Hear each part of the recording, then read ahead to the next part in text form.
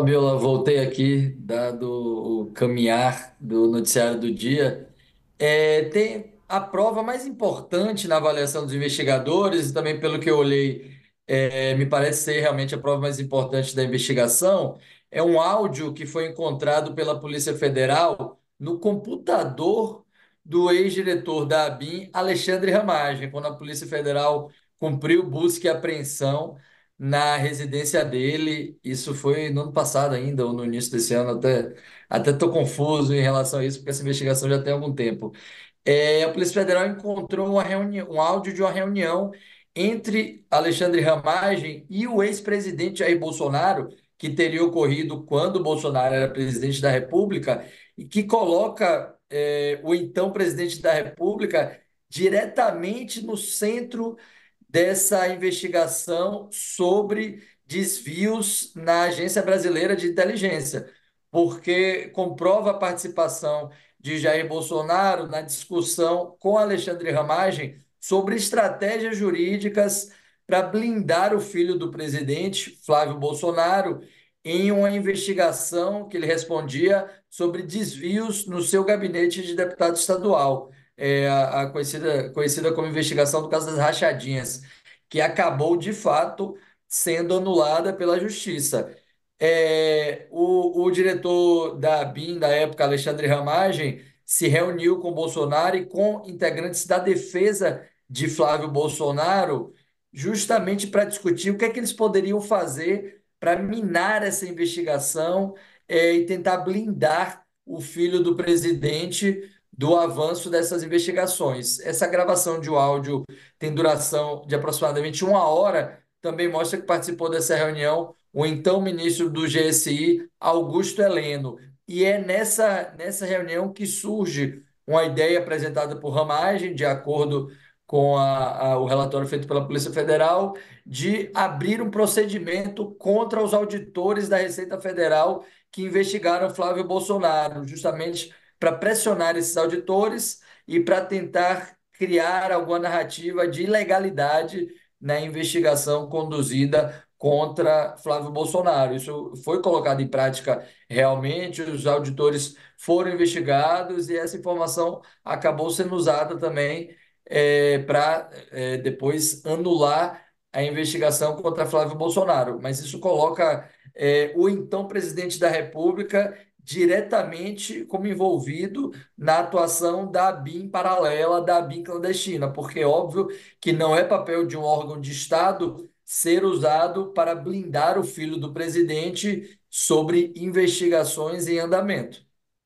O Aguirre, esse áudio, ele também foi disponibilizado, não? O áudio, ele segue em sigilo ou não?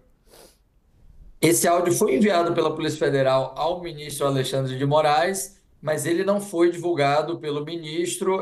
A gente tem conhecimento apenas do relato resumido que a Polícia Federal apresenta ao ministro sobre o teor desse áudio, mas o arquivo de áudio ainda permanece em sigilo dentro do processo das investigações. Pessoas que eram monitoradas, né? Aparece aí nesse relatório, mas se pensava que era um número muito maior, não, o Aguirre? Ou vem mais nomes por aí? Como o Sakamoto falou, a Polícia Federal fez um recorte inicial desse universo de pessoas monitoradas. Eles pensaram ali nomes importantes, os nomes que eles conseguiram aprofundar com mais solidez na investigação. De fato, tem uma lista muito maior de políticos monitorados, jornalistas, de outras pessoas, mas nesse momento foi necessário fazer um recorte, até porque era preciso cumprir essas novas medidas cautelares, essas novas medidas de busca e apreensão, de prisão, para permitir o aprofundamento do caso. Então, a Polícia Federal pegou nomes principais, principalmente ali do Congresso Nacional, do Supremo Tribunal Federal, nomes que alguns até já tinham aparecido de alguma forma. A gente sabia que o ministro Alexandre de Moraes, por exemplo, era um dos alvos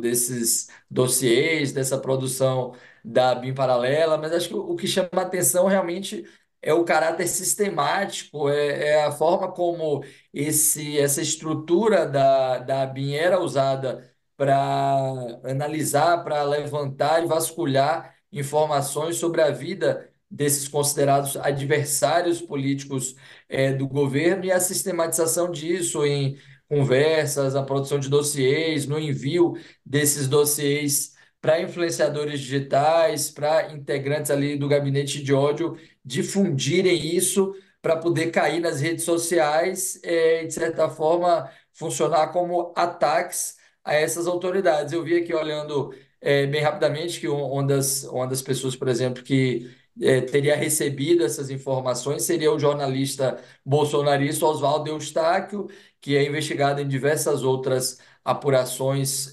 sobre as milícias digitais, investigado como um dos disseminadores de ataques a autoridades. Então, de fato, a ABIN funcionou, de certa forma, em